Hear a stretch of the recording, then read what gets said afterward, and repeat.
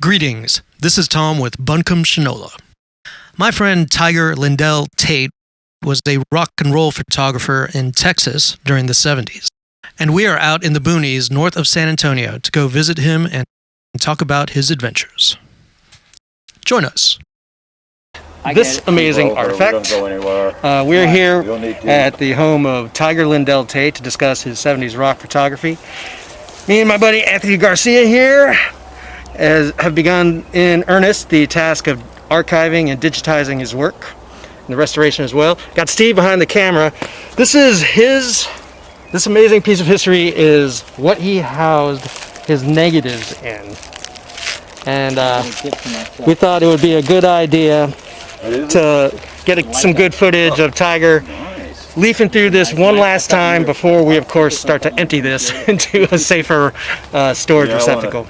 But it is an amazing artifact, and I'm looking forward to this, except for the fact that it is 100 degrees.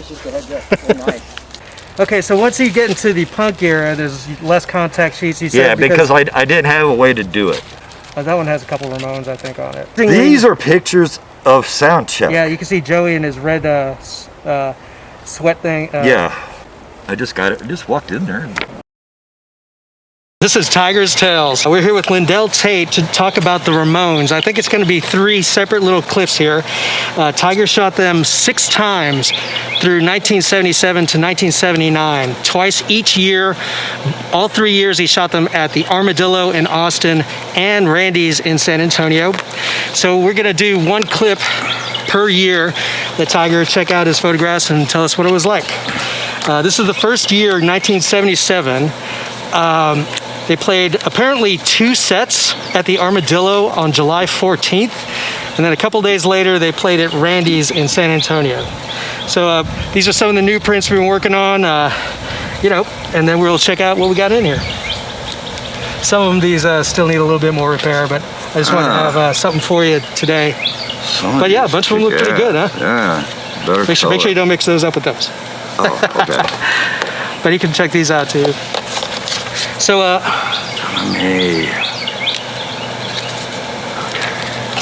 there's some really great Johnny ones. This is sound check.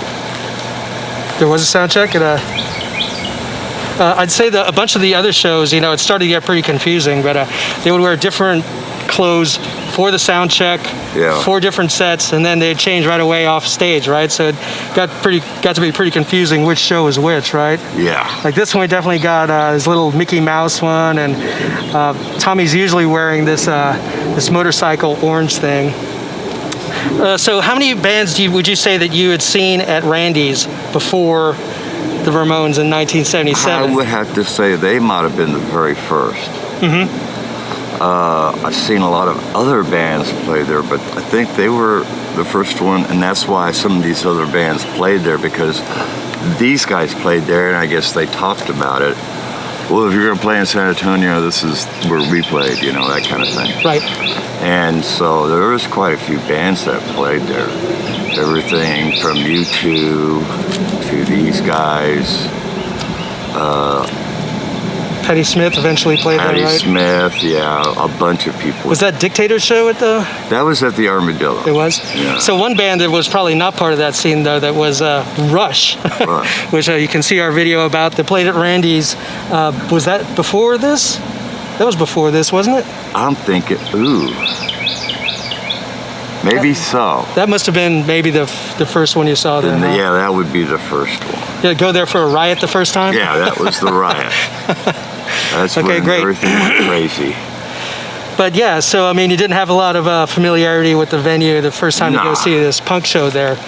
So what was it like? I didn't consider them a punk band. Just a fast rock and roll band? Yeah, to me they were just hippies. But they really weren't, what I would think. I mean, like, Johnny Rotten followed these guys around when they were in England. And those guys really were punks. You know, they had the weird hair and everything else. These guys were just long-haired hippies to me. That's the way they talked. And, Right, for Randy's, you can see the audience is still sitting in chairs right in front. yeah, I'm surprised about that. Somebody didn't use one and clock somebody over the head with it. Hey, sorry, I just realized I started talking about the second show first. So, okay, here we are. We're going to start talking about the armadillo. So I imagine you'd been to the armadillo quite a few times before you saw the Ramones. Lots of shows there, yeah. And let's see, I guess. Some of the best shows I've seen were at the Armadillo. Yeah, what kind of stuff? I know the Tubes were there. Was that earlier or later? Yeah, that was a little bit later, I think, just barely. Rush again, Zappa, a couple shows for Zappa. Those were always great. Let's see, who else did Dictators? The Dictators show was No, that was at Armadillo. At the Armadillo. So I was talking to someone else who said that at the Armadillo initially the punk shows were something of a novelty. Right. They were just like, ha, let's let a punk show happen here. Why not? You know. Right. So what was their reaction to the band playing that day like? I thought for them it was great. Mm-hmm. I thought it's just like another show. Well, at this point, there's no seats at the Armadillo, right? You're just sitting on a carpet, right? There's never been seats at the Armadillo except for the side bleachers and the very back, which is where they shot that album for Zappa. So there's a pretty famous poster for the Armadillo show with the Ramones, and we were struggling to figure out who this opening band was, Alon. We weren't even sure of the spelling or pronunciation, but we did because we couldn't figure out who this band was backstage. We're like, who's this funk soul looking band, right? No, this is at Randy's. Oh, this is at Randy's too. Yeah. The Randy's. So they played. So they must have opened both shows. See, that's Randy's, and their ceiling's real low. Yep. Oh, that's right. And the Nerves are listed on the ticket too. So the Nerves perhaps played that show as well. Yeah. So what were they like? I don't think I saw them. I think I was backstage. Obviously, I was backstage. Did it seem like they were doing two punk shows? Yeah. They weren't even from Texas, right? They were from Los Angeles, right? Who? The Alon. They weren't. I have no idea. I really didn't talk to them or do anything. I was busy, hanging with the Ramones. Cool. They got this one glam-looking dude in the band. Yeah, I really don't even notice that band because I just took some pictures of them just to take pictures. So what was that? Was the response to the band at the Armadillo good? Pretty good, yeah. Dee Dee had his cheering section, and it was always Dee Dee, Dee Dee. that always happens. So yeah, it was good. Everybody, to me, it seemed like everybody liked them. And again, they've played 2 sets in one day in July in Austin, which is kind of astonishing. But you can see the band is definitely sweating even more than normal. The later show where Dee Dee's got a black shirt, he's just drenched. See, so I got both concerts. Mm-hmm. That's weird. I don't recall it being 2 different shows. There's some great close-up pics of the guys right here. Well, the Armadillo is always a good place to shoot at. Mm-hmm. How high was the stage there? Standing up. About like that. I could set my camera. 4.5 feet, 5 feet? Yeah, it stuck out just a little bit, so if you had to, you could crawl underneath it up in the front if you wanted to deal with broken glass and stuff. But yeah, it was the perfect place. You could just sit there like that and watch everything. And I used to have some bands. It seemed like to me that they actually were posing. And because they weren't that packed and they had time. And that's right. what Geddy Lee and some of these other guys have done. I'm right there, so they pose. Cool. Let's see some of the other pics here. There's a bunch in the Armadillo, naturally. Yeah. That's so weird. So long ago, I don't remember it being 2 shows, but obviously they changed clothes. I don't know what was going on. Well, it's you know, almost 50 years ago. So. Yeah, it's been a while. Sad to say they're all gone. It was fun. I think they got a bigger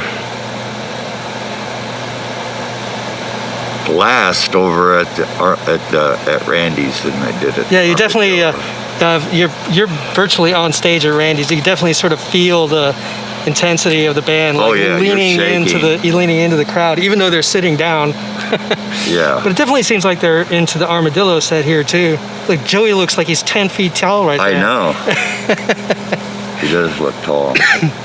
There's a bunch of great pictures of Johnny like that naturally, but also real tight with Joey. See, they can get back far enough so it's almost like, you know, they're posing. I like that. At least, you know, I got it's hard to get the drummer in anything. Yeah, well, these are some of the tightest pics of Tommy I've seen for sure. Yeah. Oh, I haven't seen that one around, I don't think. Dee Dee's got a Detroit shirt on. I think Johnny's wearing Mickey Mouse. Yeah, you can see Dee Dee's just drenched. Yeah, it was hot. That's the thing about the armadillo. It's always hot. Oh, Joey's wearing a Star Wars shirt. They had cool T-shirts. Really, these are two I particularly like. Just pure ecstasy of energy and playing, you know. Well, this is a good one because he's rocking out. You know? There's a bunch of shots of Joey being really a lot of movement. Yeah. Which once you get to the 90s, you know, is definitely not a common sight. So this must be so here he's wearing some sort of sunshine cartoon t-shirt. So this must be a different show. Because there he is with the Gabba Gabba Hey. There he is with the Star Wars with the Gabba Gabba Hey. So confusing. Yeah. That's wild. So yeah, that was $3. So you didn't know them yet, right? But you did manage to catch a little bit of sound check. Yeah. And you're just hanging out, right? So what was it like strolling up to the Armadillo back then? It was pretty chill. You're just like hippies. You just walk in and say, yeah, pretty much. I mean, I didn't, you know, hang out with them too much because that's when I first saw them. I didn't want to bug them too much, but I wound up bugging them anyway. But they didn't seem to mind. Cool. Did you formally meet them, you'd say, at the Armadillo, or not till... Really, I would say for sure, you know, they're at Randy's just because I did go, I know for sure I was backstage. Mm-hmm. And I talked to them because they, you know, saw me the 2 nights before. Right. Something like that. So these are great, dude. I mean, the band is right in front of the Randy's sign. You can really see that they're getting into the energy of it. Johnny's got a Flipper t-shirt. Yeah, he's pretty famous about that. Yep. Not that Flipper. Yeah, it was a fun show though. Yeah, great. I just can't believe that people are like sitting. Yeah. You know? And here's two of some of your most famous ones. These are backstage. Yeah. I reckon after the show, Johnny with a beer. That's not something you see very often. Certainly, this has been copied a lot. Certainly not Coors, but that's a famous shot of Johnny. And you always and here's Tommy without his glasses, making a pretty amazing face. They all said that this was the best picture they've ever seen of Tommy. That this is how Tommy was. And his true essence. Yeah, that captured it more than anything else because anytime you see him, you know, you take a picture, he's like that. Right.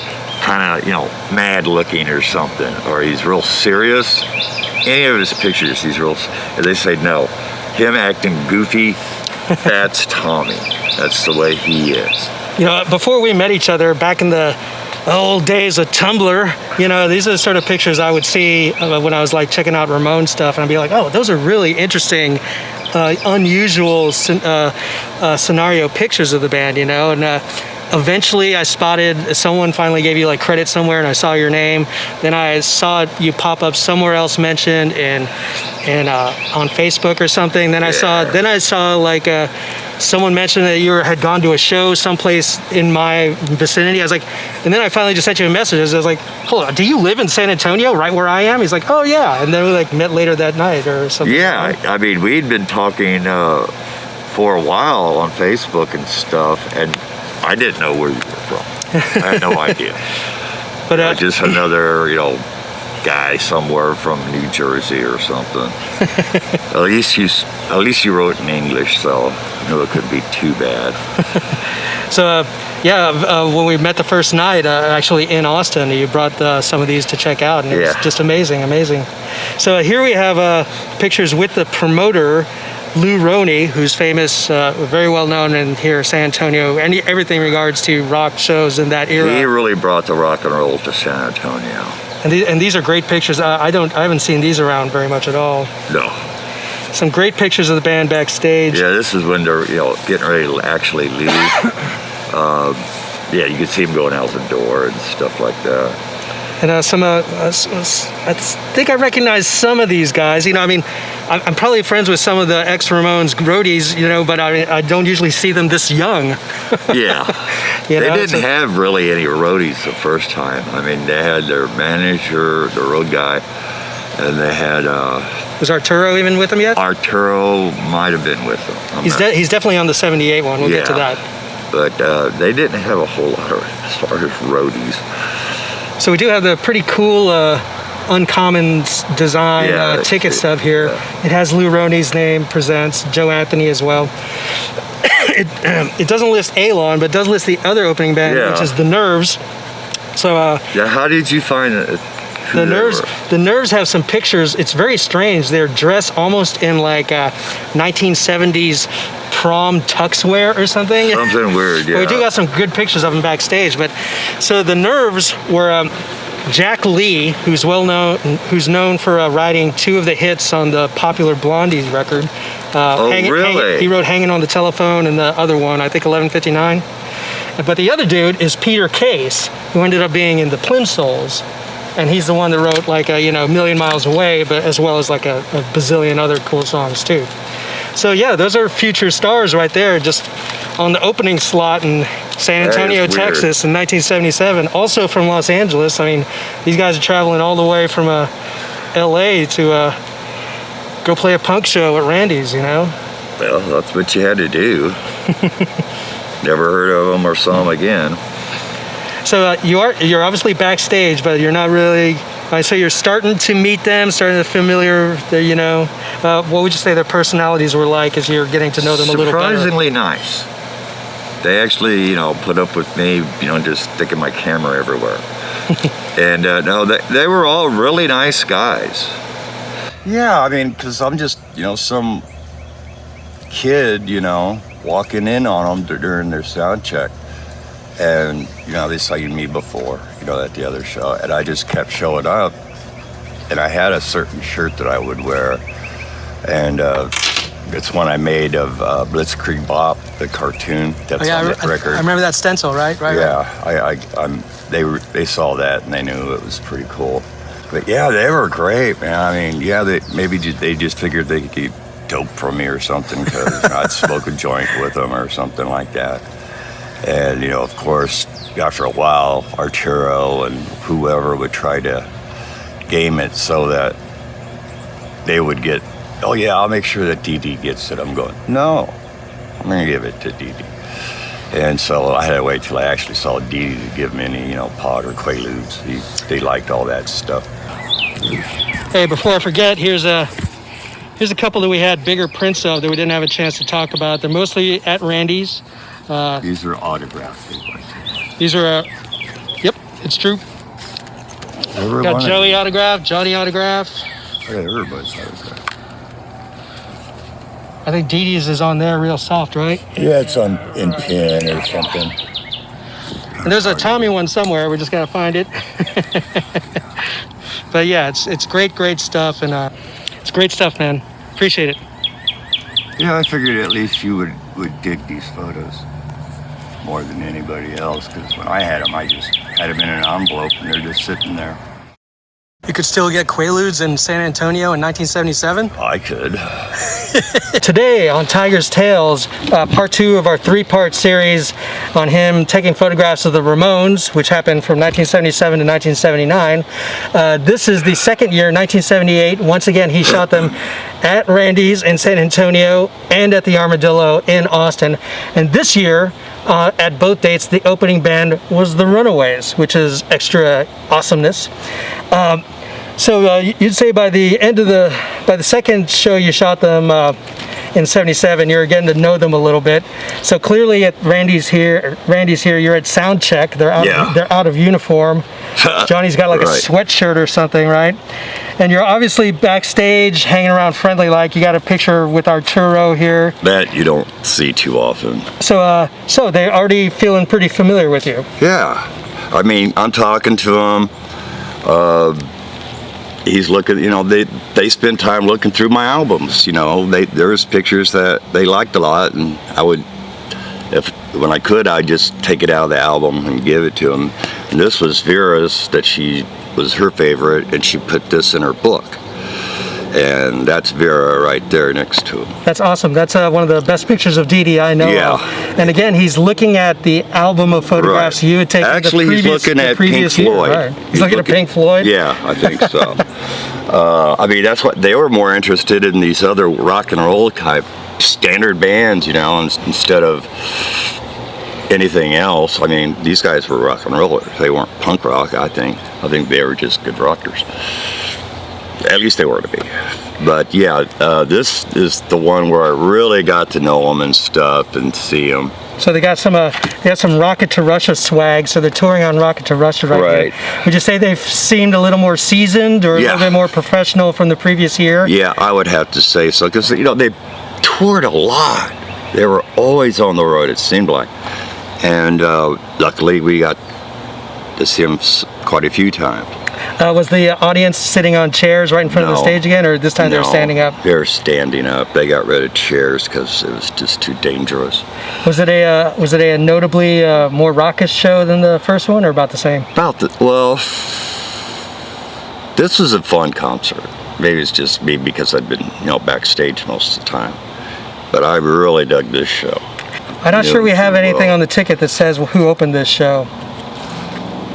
I don't think they. Oh, of course we know who opened this show. What the fuck am I talking about? Yeah, we know. So opening this show was the Runaways. So we're going to be talking about the backstage of that. Yeah, amazing backstage pictures of the Runaways. Oh, was she the bass player already? Yeah. I thought she was. Oh, that's right, in '78. So they have the. That's the bass player. That's the bass player whose name I always forget. Now, this is going to get a little confusing, but 2 years earlier, before he shot the Ramones, Tiger shot the Runaways, opening for Trapeze in 1976 at the Armadillo. That was fun. We got a couple of those pictures over here. So at this point, they're still a little bit 70s, sort of glammy. Yeah. And definitely Joan does not look punk yet necessarily, right? No, she really got that going later. Like when I have a good picture of them where they're walking up or something, yeah. But she's got those eyes. She's giving me the eyes, and she's got great eyes. So the cherry here, she comes out in like sort of a jumpsuit, right? And then suddenly she's it seems like she's coming back out in blood, a t-shirt and jeans covered in fake blood. So yeah, what was that about? Oh, I forget the song, but she had a blood pack in her mouth or something, and she was cough up blood like Gene Simmons did. I mean, what did Trapeze think of that as their opening act? just cool, or yeah, they were Trapeze, the original Trapeze, and they were fun. They were great actually, because they were back at the Armadillo. That was neat. So back at there we go. Yeah. So the Runaways show in 1976 is the source of what we are now referring to in Tigerdom as the Lita Ford problem, which is for whatever reason, this show Lita was wearing these really short Daisy Dukes. Yeah, well, she'd worn them before. She just didn't realize until I showed her the pictures what they looked like to us. So you're probably not going to see these on the video, but let's just say that there's a significant amount of familiarity. One of the most sold pictures I have. I sold more of this than anything. Well, I mean, 8x10s to small anything. People bought this a lot. Well, yeah, but didn't you say, so this is 1976, you meet them again in 1978, opening for the Ramones. And what happens then? Well, their road guy, their road manager, saw that I was out there out front. Well, no, it would have been, sound check. Anyway, because he saw that they were looking at my books and stuff. And so he looked, and then he saw the Runaways, and then he saw these pictures, and he says, "Oh man," he totally freaked out, and he had to go. He literally took me by the hand, the arm, and took me backstage to show her. And so, of course, I opened up the books and I show her that, and then her eyes bulged out, and then she said she was burning them, never wearing them again. And I think I saw her, the next time I saw her, I said, something about it. I said I would have paid you for them, like $20. And frame them with the picture. She just laughed. She said, no, she burned them the night right after the show. So, yeah. Did they make any attempt to secure the negatives from you? Or No. Oh, that's good. That's good because I didn't have them with me anyway. And we still have them. Yeah, we didn't. I didn't. They were just looking at the books. So there's some pretty. It's only 2 years before, but you can still sort of sense that the Runaways are still kind of like mid-70s, normal kind of rock chick look. And then a couple years later, which is this show we're talking about now with the Ramones, I mean, backstage they look like punks. Yeah. And then they go on stage and they got sort of like space hard rock outfits, right? Right. So it's an interesting, real quick transition. And of course, the older show has this other bass player who's wearing what is she wearing? It's what is that? I don't know. It looks like a white outfit, but it kind of looks like a white, almost like negligee nightgown. Yeah, I don't know. Those pants are pretty cool, I guess. But yeah, how were they this show? I mean, they were good. Did they go over with the sort of like more standard rock audience? Everybody accepted them. They were fun. That's cool.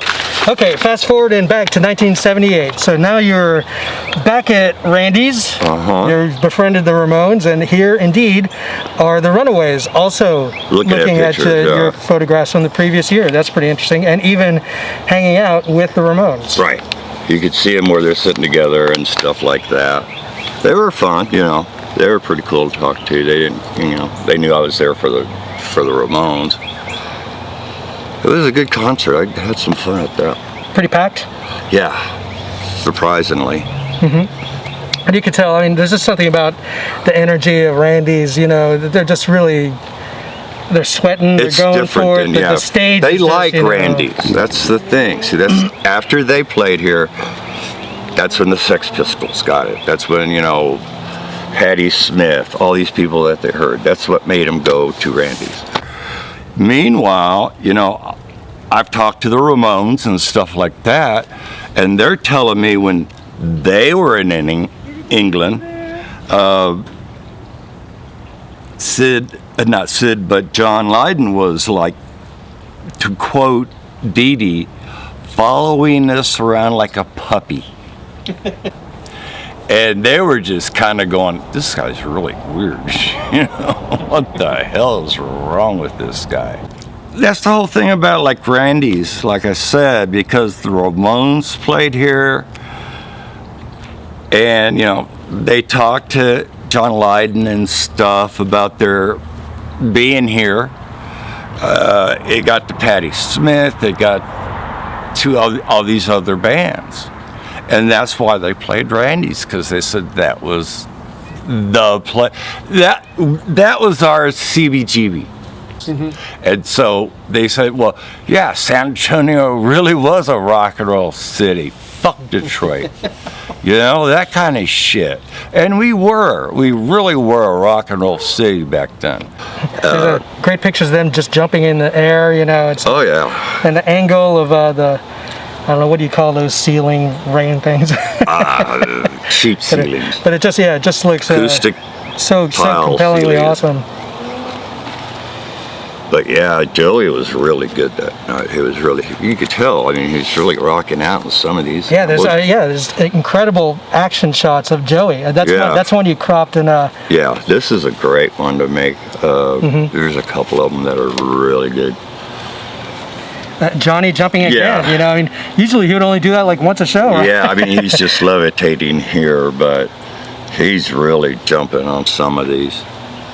It's awesome. For this one? No, it keeps going. Okay.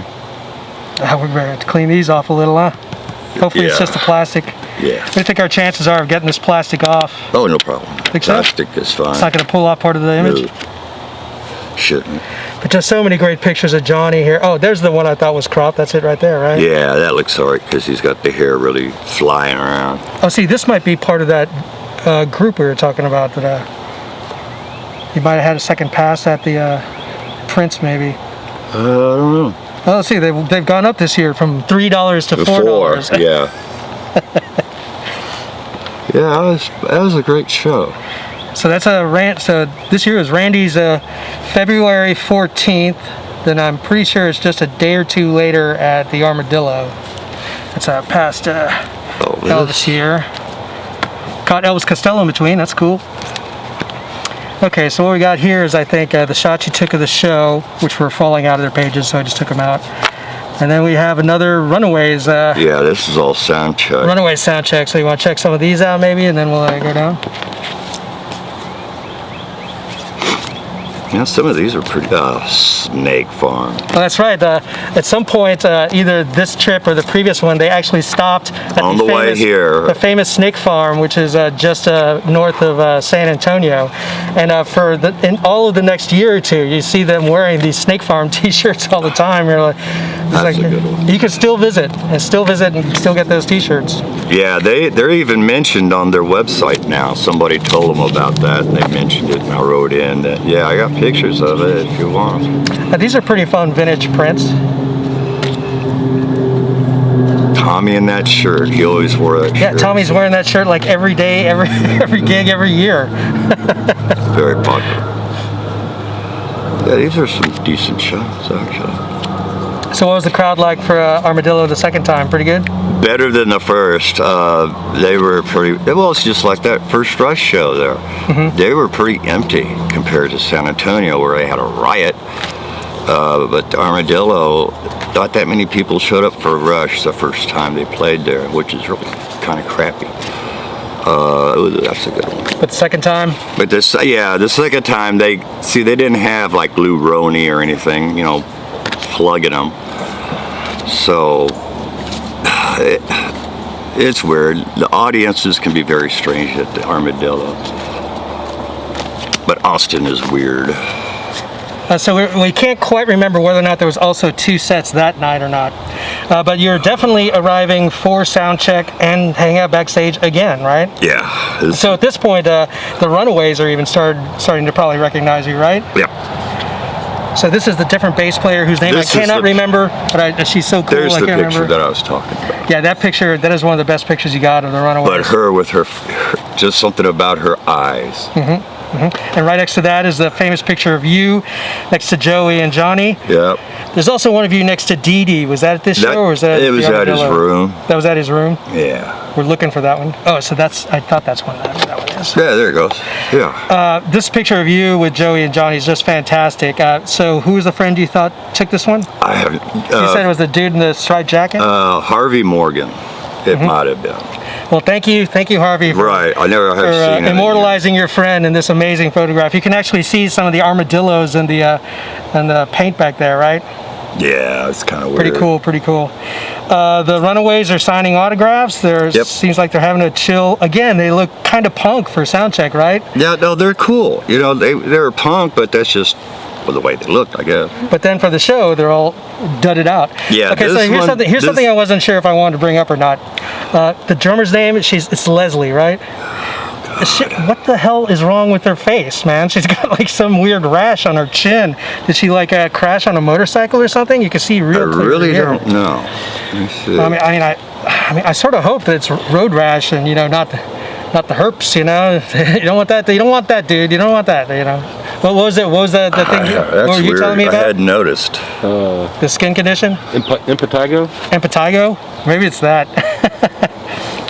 That's weird. I did not notice that at all. So yeah, you can see a little bit of it here too. It's around the top lip. In some of the pictures where we brought up the colors, it's really good. So Lita's really got a hot look on here. It's like metal, leather, or whatever jumpsuit. One of the pictures, she's even jumping up. I had heard that after the show, they stayed in, what's that hotel that's kind of round there in Austin? By the river. I forget. 35 in the river there. But it's a round hotel. Anyway, they had like the top couple floors or whatever. And they had a bunch of young guys down on the ground, and they were like yelling. I think they were trying to pick up guys. Is what they were. Heavens to Betsy, no. I heard that. That they were actually picking up young kids and stuff. Cool. This bass player, that's a great picture of her, and this is a great tight one of Joan Jett. It doesn't look like they did any bloodletting this one, right? No, that was just that one time. Looks like just a super solid show. Leslie's dressed in like a cool outfit too. She's jumping. Joan is definitely more into her eventual persona here. Yeah. She seems like Joan. Yes, there are a lot of pictures, great pictures of Lita Ford. Yeah, Sandy West. Sandy West. How can I say Leslie? Sorry. That's it. That was her name. Yeah, just real colorful. Real Yeah. So those three right next to each other. Now they're jumping. Yep, She was good at that. Great stuff. So, how much did you just hang out with them a little bit at sound check, or did you hang out any further with them? You said you got the one picture with Dee Dee at his room? Hotel, yeah. After he got his shower and stuff, Mm-hmm. That was weird. Were they feeling pretty good? I mean, surely with Rocket to Russia out and on a They were happy. They were getting somewhere. Optimism? Yeah. Dee Dee had apparently just bought a house. And he was telling me, how much in love he was with this, Vera and stuff like that. So he bought a house. And they got married not too long after that. But Dee Dee was interesting. And you say at this point is when you started to befriend Johnny a little more, based on your, let's say. Well, I heard he was a, staunch right-wing nut, and I don't know how we got in on this subject, but we did. And I told him, it's kind of weird growing up and being the only, hippie long hair that's for Nixon. Which you were. I really was. Yeah, I was a hardcore Nixonite and actually campaigned for him. But he was good about, I forget why we were talking about it, but we were. And when I told him some of the stories about, campaigning for Nixon and things like that, he just, nobody expects anybody with long hair to, be a Republican. Yeah, that's just the way it was.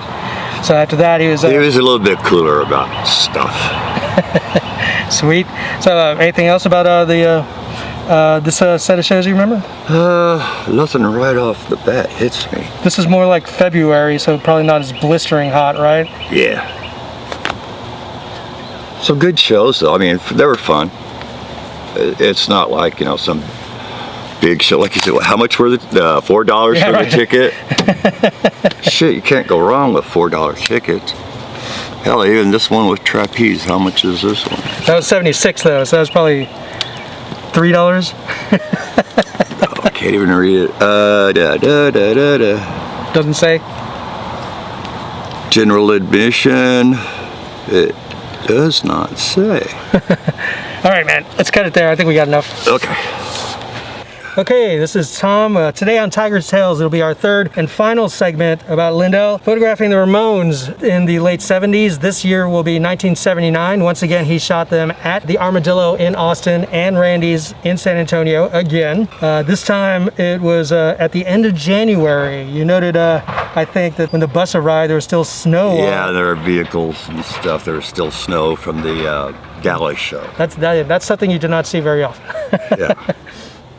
It melts real quick around here. And did I just say that whole thing without my hat on? Yeah, you did. Camera? The main thing difference this year is they now have a different drummer, Marky.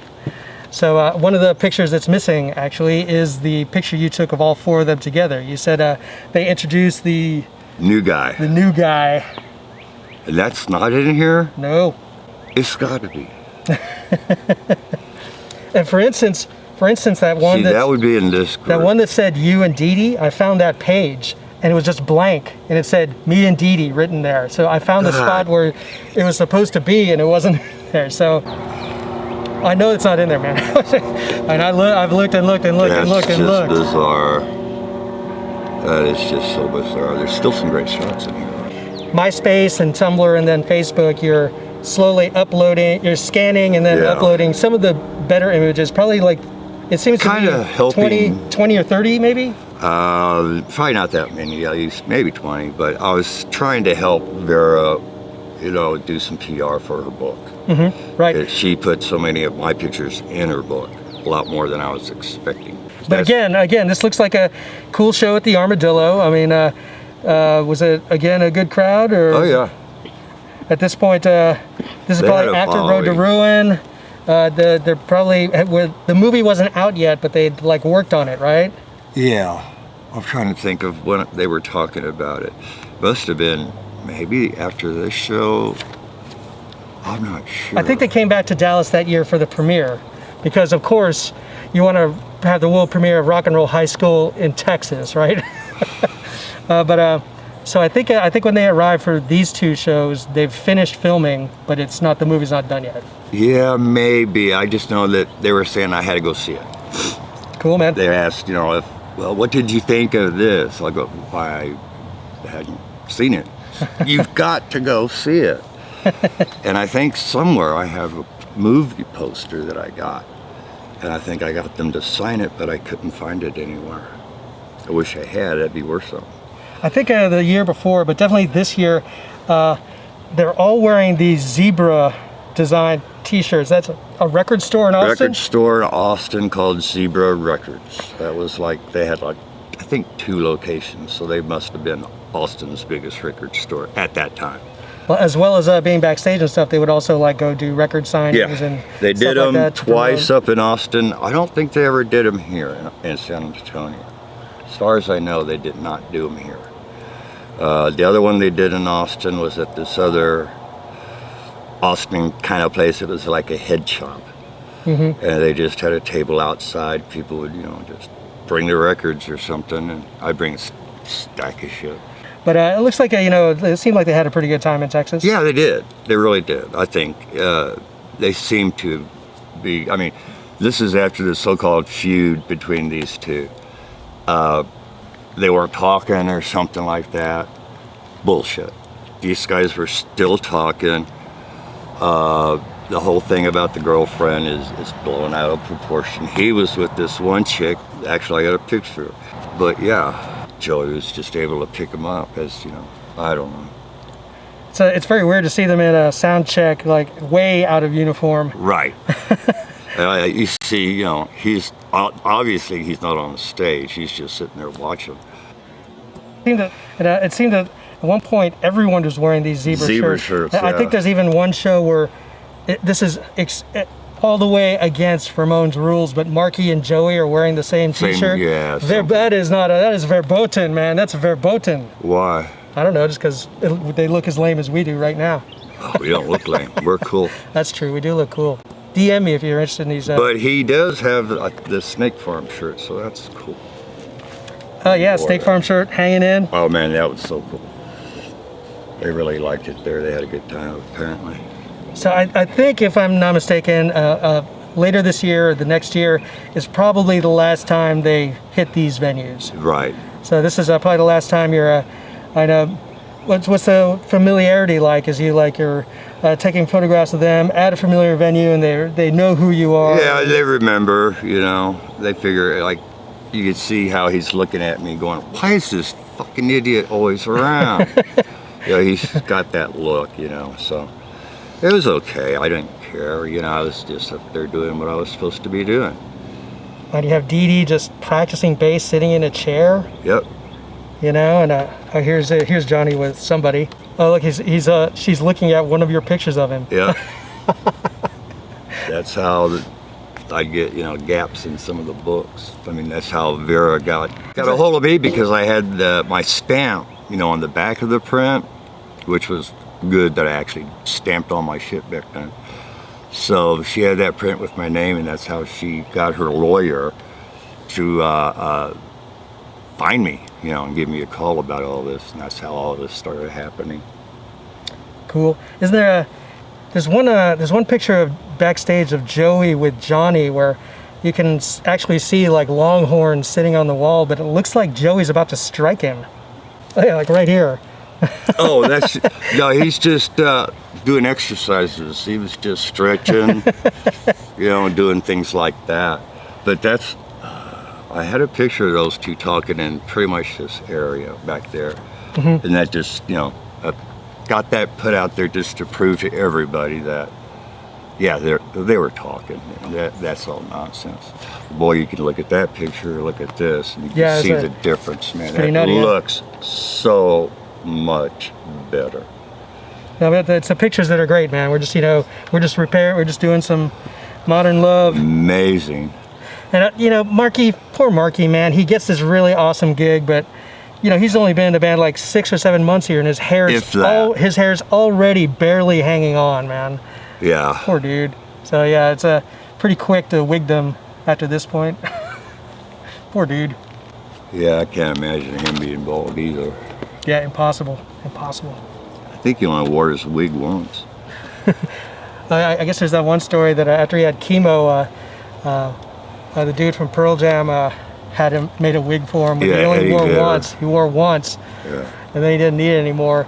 And he sheepishly went to Johnny later and said that him and another famous rock and roll guy, maybe from the Red Hot Chili Peppers, were at a party and got totally smashed, and all took turns wearing the wig so they could look like Johnny Ramone. And they were scared to tell him, but he actually thought it was hilarious. Yeah. I think I forget who he gave it. He might have given the wig back to Eddie Vedder or something. That's who I met, yeah, Eddie Vedder. Yeah. How come I can't remember his name? How come I can't remember anyone's name? But they finally got, right, this time they have a Ramones banner covering up Randy's. Right.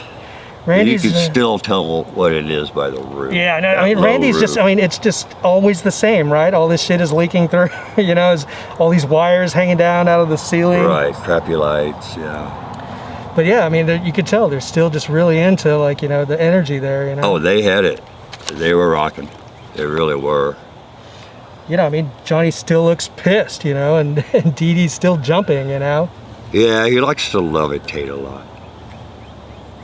I actually kind of like that. Yeah, that's a good one. I don't think we have a Only got like maybe one of these because I got yelled at by Johnny. Get off the stage. Really? Yeah. Oh, you? Yeah. He was kind of upset. That's why I tried to be real nice to him afterwards, and that's when he found out we were talking politics. Man, you ran up on stage trying to take pictures? Man, that's pretty ballsy. Well, no, I was back here, you know. Hey, what's that? That's the backup guitar. What happened? Did he break a string? I don't even remember. Yeah, he only breaks that one out for, that's not the, you know, standard. Well, he had a blue one too. What song in '79? Maybe he's doing it for Needles and Pins, or I don't know. It looks like they're all white. Because that's the standard right there. He's got a blue of the Maserati. That's what I thought. It was blue. But he must have. It looks like he switched to the backup or something. Well, everyone in here is all the white one. That's a different one. Wow. Okay. Okay, cool. They didn't have like, you know, guitars sitting on stage like all these other fancy big bands. You know, they just have a dude run up. And yeah, that was it. You know, at this point, they probably had like a couple roadies giving them a hand, right? I think by here they had roadies, actual roadies. So this is They had started making some money, even though they were still only getting paid like $10 a day. That's all Johnny would give us, $10 a day. And that's what he had to buy, like the Snake Farm t-shirts or anything like that. Had to come out of that. They got $10 a day. I think they got maybe $30 or $40 for a show. Johnny was that stiff with the money because it all went into the bank, you know, so that they would get money later, which was really smart of him. Johnny was really pretty sharp. He was up there with Tommy. Tommy was pretty smart. What do they say about Tommy not being there anymore? Nothing. They just said, here's the new guy. Yeah, pretty much. I mean, what can they say when the the guy wants to leave so he doesn't die? Makes sense to me. He was the last to go. You know, he did that. Mm-hmm. So this is as you absorb all this in, I think we could safely say, from what I've seen, that the Led Zeppelin pictures you took are definitely the best work. And certainly the pictures of the Sex Pistols at Randy's is your most infamous work. Yeah. But I mean, this mass of the Ramones pictures surely is, your most important work. I mean, so this has been really a lot more important, the way things happened. You're capturing, a huge chunk of this band's history. The real band is what I call it. Mm-hmm. And at a pivotal point, and you even befriend them, they even become familiar with you. Yeah, somebody gave me their address at one time. I think I had Dee Dee's address and maybe Johnny's address. Apparently he didn't give that out. Yeah, but it's again, they wanted pictures. On the conservative side, I'd say there's probably 40 or 50 iconic images here. Iconic. I don't mean great images, I mean iconic. Yeah. As a fan, I would say, there's, from good to great, there's several hundred more, and again, once they're really done properly, they look so much better. Yeah, when you do like a comparison of like one of those to... Actually, a lot of people like this because Joey's smiling so good. Well, this is, this one you got the king of punk and the king of beer. Yeah! Right. With the zebra shirt again. Or maybe it's just one shirt. They're like all trading around. No, they all have it. That's gross, man. They all had it. But yeah, it is killer to get, just to bring some of this stuff back up to quality, man, because they're great images. And the band, in intimate moments, and the band, I was lucky enough, really like to go to the sound checks and get some good pictures backstage. I was always too afraid to try that to any other band. But the Ramones, I figured I got to try this, and it worked. And so that's how I got that's how I got in Vera's book and things, just because I went to backstage stuff. The sound checks were always like, you just walk in, there's no security. Mm-hmm. Should have done that with the Pistols. Well, shout out to Vera. That's probably the most widespread dispersal of some of Tiger's work that's happened, right? That picture that I had autographed by Dee Dee is now at the Berlin Ramones Museum. And let's shout out to those guys too. The Ramones Museum in Berlin has gone into storage for a few years, but I'm hearing that they're gonna finally they're gonna come back. It up. They're planning on coming back, from what I hear. Yeah, they're working on it. The work they do is amazing. Yep. If you're a fan, you have to go. It's just incredible. Yeah. And they have grabbed a significant amount of great stuff cool from stuff Tiger. For me, yeah. And probably they're at some point everything probably is going to end up there. Yeah, pretty much. I mean, he's got a couple other 8x10s. You got a couple 8x10s. That stuff's really been dispersed.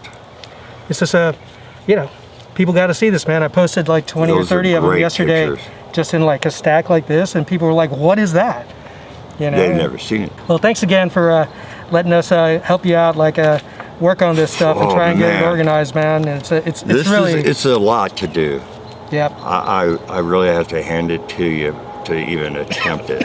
And Anthony, too. Anthony's, oh God, just look at, you don't have to say anything, just look at the And print. Steve behind the camera is like sweating his ass off I right know. now, you know. Thank you. It's always the camera guy nobody pays attention to. He's actually wearing this shirt too, is you know, in solidarity. But yeah, it's just you know, they're my favorite band of all time. You know, and that They were mine for a while too, for, you know, a current band. You know, they were so new. You know, they were different. It was so much fun. I just liked it, you know. all right, that's one more question here. You know, I think we've noted before that most of your photography takes place roughly from like 1974 to maybe 1979, right? That's about the latest. They quit allowing people in with cameras. Right. At one point, they're like, "Oh, you're a cameraman, come in," right? But then later, they're like, "Oh, you're a cameraman, get the fuck out of here!" Right. Yeah, you can't bring that in here. You know? So we had to. And the thing was, you know, if you put it in the trunk or something like that, somebody's going to see it and break in. So we had to, you know, wait for this guy's dad to come and give him all of our equipment. But but you, unlike some photographers, you really uniquely captured the sharp turn of the arc from classic rock to this beginning of punk and new wave. So I mean, what's it like to like look back on this compared to like, you have quite a few pictures of Loggins and Messina and like America, you know, and then they and then were just a great band. and then just a few years later, you know, here you are sweating it out at Randy's. Oh yeah, what, 3 Dog Night. You know, I for a while was going to like a concert a week. It seems like.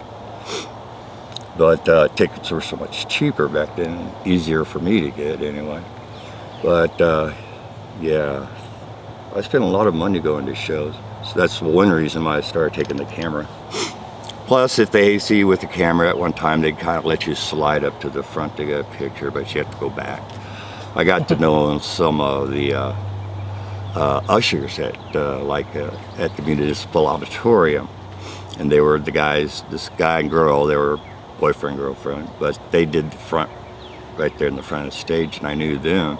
They even came over to my apartment to look at albums and stuff, you know, of the shows that they worked at. Mm-hmm. So they would see me sitting in the front row or third row. They never hassled me if I got up and moved. It was fun. Well, I'm glad you did it, man. I mean, can't stress this enough. Your efforts, fun. your efforts are appreciated, and especially as a fan of, you know, not too many people were back then. I'll tell you what, a lot of people hated these guys. Yeah, I was asking around to see if I could find anybody. Three-chord wonders. Anyone else that had actually gone to the shows, and you know, Jeff was like, "Well, I was at the second San Antonio one, but I was too drunk to remember." But you know, it's the most important thing doing this is I want you to know how much we appreciate what you did. Well, thank you, and thank everybody else who just wants to look at it. You know, because now. Yeah, he looks pissed, man. It's great. Yeah, they get a lot of expressions from these guys. Like I said, this one of him smiling that's his classic grin. And that's like, what is this guy doing here? Why is he still here bugging us? Yeah, that's the way those were. Awesomeness, man. All right, we're gonna wrap it up. Thanks for hanging in, all three. We might need to go back over some of this, but you know, special edition. There's gonna be more. Plenty. There's gonna be more. There's gonna be more. Yeah. But yeah, Lindell Tate shoots Great the Ramones pictures. 6 times. There's no other band you shot more than this, right? Maybe Blue Oyster Cult. That would be the only one I could think of that would come close. But Yeah. even that would only be like 4 or 5 shows. Yeah, it's an amazing mountain. Got some good pictures of of awesomeness. It's great, man. It's great. All right, well, thanks for you. watching. This is Tom of BuncombeShinola and Tiger's Tales and Lindell Tate says, hey, and get in touch with us if you want to buy some prints, all right? Great quality prints. Thought about suing them up for copyrights over teenage lobotomy, but What? What do you mean? because we were called the Lobotomy Trio. Who was the lobotomy trio? Oh, there was like 5 of us, 5 to 6 of us. Of course there was. the trio was rotating. Yeah, that's. Was that a band or just a? No, it was a band, something that we did. Not just a collective of miscreants. Well, yeah, that's really what it was. But we're getting high over there in Seguin at this guy's place. Well, I saw a picture somewhere in there where Joey's standing next to a guy that's wearing a lobotomy T-shirt, right? But that's not that, right? Oh, he doesn't have a shirt. What'd you play in the lobotomy trio? Drums. Drums? Yeah. Sweet, man. Yeah, that's when I went crazy and spent way too much money on the drum set. The biggest one Ludwig made, the Octoplus. That's not one of those ones with the shells that fold outwards, is it? No, it's just a double bass, 8 rides. This Sunday, July 30th, join Flagship Records and the Corn Pound as we present a special exhibition of the work of Lindell Tiger Tate, featuring previously unpublished photographs he took of the Ramones. He shot them 6 times from 1977 through 1979, twice each year, always at the Armadillo World Headquarters in Austin and at Randy's Rodeo in San Antonio. Join us at Flagship Records at 6336 Montgomery Drive, East San Antonio, inside of the Hickoids' luxurious headquarters, recording studio, practice space accommodation, Corn Pound.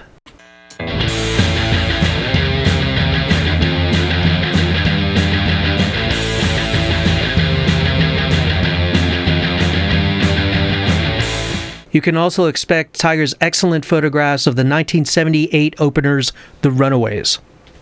You can hear Lindell discuss these and other shows at Tiger's Tales at my YouTube channel, BuncombeShinola. And you can also enjoy my reviews of every single Ramones song at Humming a Sickening Tune. Looking forward to seeing you on July 30th. Greetings, this is Tom with BuncombeShinola. As many friends of the channel are probably already aware, Lindell Tiger Tate's battle with cancer came to an end on July 23rd. The planned event, which we had for the Hickoids Corn Pound on the 30th, which was going to exhibit his Ramones and Runaways photographs, was turned into a makeshift memorial. We had sort of hoped that the exhibit would be probably his final public appearance, but his last couple weeks accelerated unexpectedly, and it just wasn't in the cards. But it was still a very cool event. Many old friends came out. We showed more than just the Ramones and Runaways. We still had a bunch of his other photographs, Led Zeppelin, Black Sabbath, and more. I even played a set on drums with the Cabrones, a Ramones tribute band.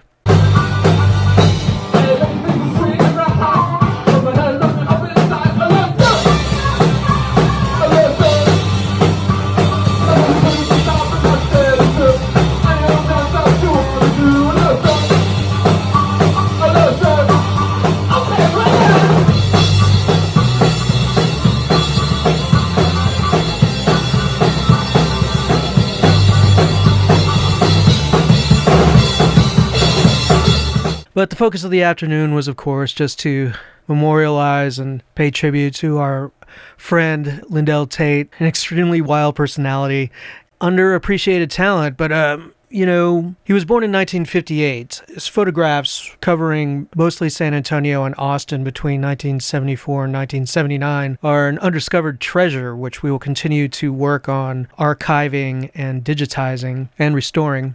But he simply had other life disciplines that he was expert in over his years. For instance, he owned a saltwater aquarium shop. He, for years, sold rare seedlings and online plumerias and such. And he was even a technician at Pearl Brewery in San Antonio. I was as surprised as anybody to find out that they have people working to make it taste like that.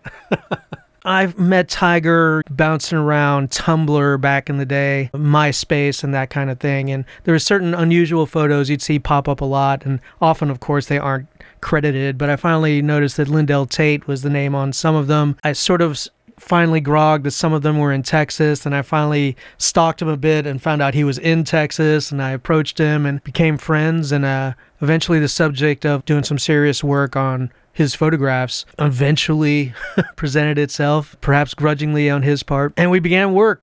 especially once he got his cancer diagnosis. We were working as quickly as we could to get what we felt his most important and best work out there a little bit more while he was alive. Led Zeppelin, certainly some of his best photographs, and he was at the famous Sex Pistols show in San Antonio. Of course, the Ramones are my favorite band, so I was very interested in his huge cache of photos he had taken of that band over the years. First off, with the help of my compadre Steve Sweat, got to work on filming video interviews where he reminisced over albums of his work, talking about the shows he had experienced and the adventures he'd seen. And with the help of my San Antonio photographer friend Anthony Garcia, we got to work on rescanning and doing some repair work on the media. There was so many negatives, but there's also slides. Some of them we only have prints, so that presents a little bit of extra work as well. As Tiger's health began to decline a bit, I remember first time I brought him the first batch of Sex Pistols and then Led Zeppelin, and I guess the best validation we could get for our efforts was that he looked down at this one particular picture of Robert Plant and just looked up at me, kind of choked, and said, "I just wish we'd started sooner."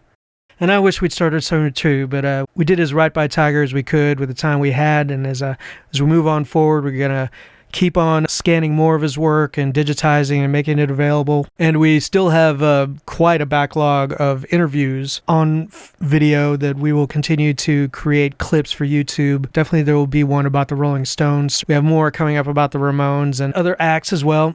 And if you have any interest in acquiring any of his work, I will put links in the description below where you can reach our social media. And there's also t-shirts by my buddy Adam that we made to commemorate the memorial event, and those are available as well. I just want to thank everyone that's been watching, and all of his old friends have made some pretty cool comments and told me a bunch of cool things I didn't know about him. And every time I show his work, a few people walk up really surprised, especially if we're in Texas. And as we continue our efforts, there'll be an ever-growing audience of people to be interested in his photography. I guess I wanted to point out that he not only took photographs of concerts, he also has great nature photography. There's even quite a number of photographs of him at events with politicians and astronauts and the such. So the man was always full of surprises, and as we go about unearthing and digging through his belongings, I'm sure we're going to find even more that we don't know about yet. And thanks for everyone's continuing interest, and thanks for everyone who's watched up till now and participated. You can always reach me, Tom, on my channel here, or also on Tiger's social media. Thanks again, and talk to you all soon.